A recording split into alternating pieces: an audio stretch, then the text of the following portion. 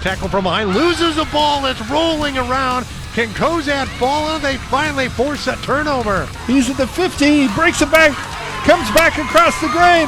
He's gonna go. Hail Caesar. Pummels of football coming up with it is Gothenburg, and that's going to be a return for a touchdown. Makes the catch at the 35, breaks a tackle, 25, 20, 15, 10, 5, touchdown Loomis.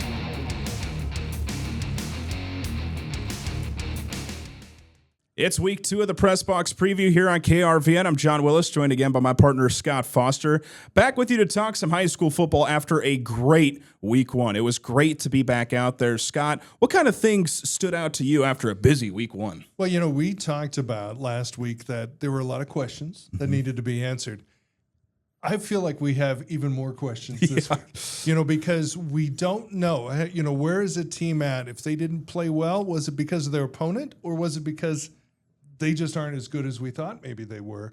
So I think those questions, we have a lot of games that will start to answer those questions this week. But yeah, as you said, great to be out there, great to start hitting other people.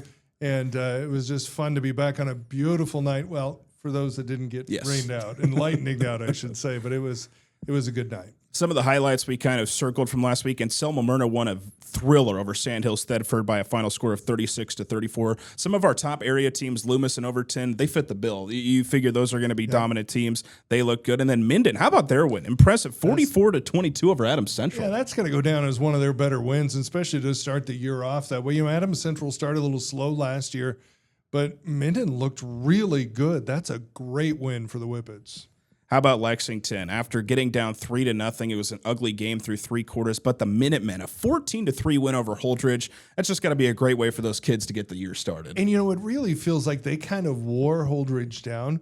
They had a lot of guys playing, and good nights for McFarland, good nights for Thorell. The guys that needed to play did, and some of the big uglies up front did a pretty good job. So, nice win. It's been a while since Lexington started 1-0. One of the games I was surprised about was Donovan Trumbull. They wiped the floors with Amherst. That was a 36-7 final score. Thought that game would be didn't you a little say bit that closer. Was, you thought that was going to be a really close game? Okay, just check it. All right. So maybe not the expert I thought I was. But anyways, let's look at ahead now to week 2. We've got another triple header, couple of afternoon games on our stations, and it starts with a great one. SEM and Stuart, 2 of the top teams in 6-man football. Now, SEM lost 2 all-state players headed into this season.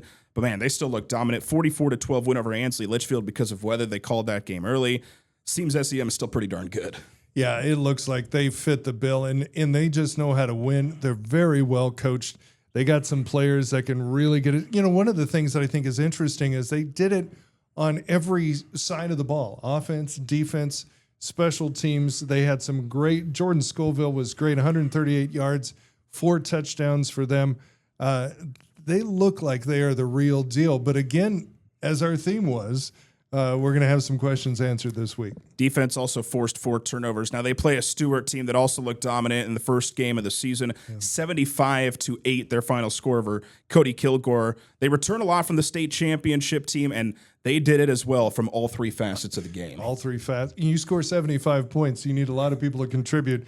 Very impressive. Owen Littau was a great, one of the top returners, had 2 rushing touchdowns. Austin Connett, led rushing attack with 112 yards, and he had 3 touchdowns, 295 yards on the ground. This thing it's going to be fun. 1 versus 2 early in the year, a rematch of the state championship. You know a little bit about that one too.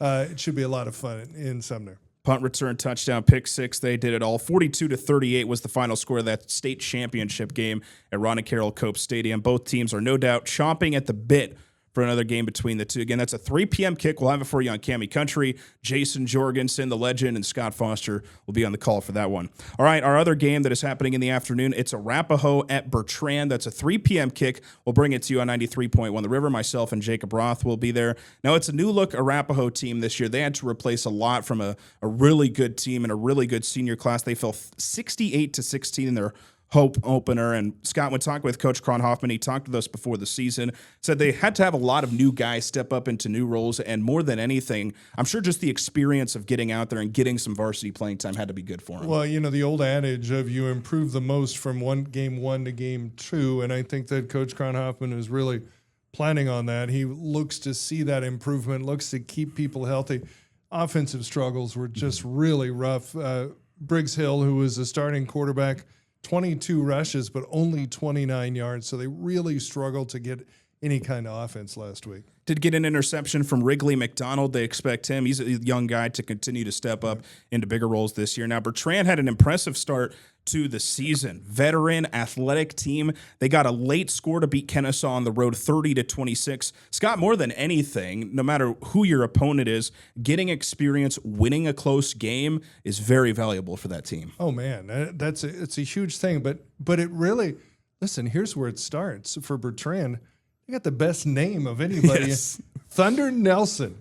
Thunder Nelson is an absolute playmaker. He changes the game for them. He can do a lot of things. It's a really good Bertrand team here. And that was something they did from all three facets. Yes. Again, they got a kickoff, return touchdown, skill positions looked really good. Arapahoe now has dominated this series as of late, winning the last 3 games and winning 67-6 a season ago. So I'm sure Bertrand is excited for this opportunity to kind of avenge that loss. All right, our only night game of this Friday Night Lights is Cozad Central City on 880 KRVN. Now they faced the Haymakers. They faced a really good team to open the season in Sydney. Fell 35-0. It felt a little bit closer than the score, but the biggest thing was the turnovers. A lot of turnovers. The offense moved the ball at times, but then just couldn't finish off drives. Yeah, the expectations, again, coming in, new guys, not the new quarterback, trying to find holes, fill holes, I should say. And it just was a tough night. But again, I think we're going to learn a little bit about how much of it was Sydney was just really, really good and how much of it was Cozad just struggling. Now, this doesn't get easier. Right? No. Because this Central City team is a real deal also. But for Cozad, again, Coach Crick is going to say, all right, let's improve. Let's work on the things that we did right. We had chances. Now let's finish. 8 total turnovers in that game. It was a sloppy game. Now, Central City got off to the start we expected after their first state final trip in school history. Seems like this group is hungry to get out there, go out and dominate with a large senior class after a 38-7 win over Ord. Yeah, they look, and that that's an Ord team. That program's pretty good there too. But Parker Zickman, 15 out of 22 for 209 yards and 4 touchdowns. This Bison team is good. Jacob Brazi caught 2 of 3 touchdowns and had 110 yards receiving. So they're going to test the secondary for Cozad early on. And after that crazy game last year, this one will be interesting to watch. Yeah. Brazi had a pick 6 in that game as well. And so he makes it happen all over the field. Now, as Scott mentioned, last year's game was probably game of the year in C1. Cozad beat Central City 56-55 in double overtime. The last 2 matchups have been decided by 1 score. So should be another great game. All right, let's list through some of our other area games. Scott, what games excite you heading into this week 2? Well, I'm interested in answering some questions. Gothenburg travels to Chase County. Gothenburg looked pretty good. Game we did last week. They look like they have a lot of parts. They've been looking forward to this year. Long trip to Imperial, a Chase County team, maybe not quite as good as they've been in the past, but that's always a tough matchup to go down there and play that game. So I'm curious to see how that goes. And we talked about the Whippets earlier. They look so good against perennial power Adams Central. Now they go to Sydney and take on the Red Raiders out there. We think Sydney's really good. Let's see how good Minden is. Some of the games I'm circling, we've got Kearney, Grand Island. That's always a big rivalry. That'll be at Ron and Carroll Cope Stadium. It's going to be packed, going to be a great environment. Really looking forward to that game. And then another game I'm circling that could be interesting in the 8-man ranks, Ravenna at Elm Creek. Elm Creek kind of looks like a team that maybe could make some things happen. But again, they're another one of those teams, Scott, that you kind of circle, hey, we need more questions answered before we get into the further part of the season. That'll do it for this week 2 edition of the Press Box Preview. Again, it's a triple header across our stations. It's a rematch of the 6-man state title on Cami Country at 3 p.m., SEM and Stuart. Arapahoe is at Bertrand. That's also a 3 p.m. kickoff on 93.1 The River. And at 7 p.m., it's Cozad hosting a Central City. That'll be on 880 KRVN, and Tyler Cavalli will have the call of that one. Well, that'll do it for this week 2 edition of the Press Box Preview. Enjoy the games, and we'll talk to you next time.